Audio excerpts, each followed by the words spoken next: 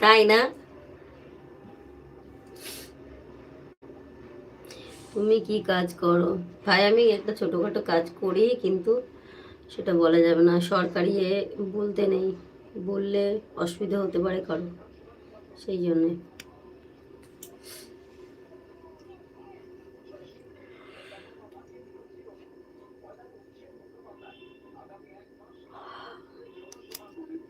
হামেদুল্লাহকে নিয়ে পড়ে রয়েছে।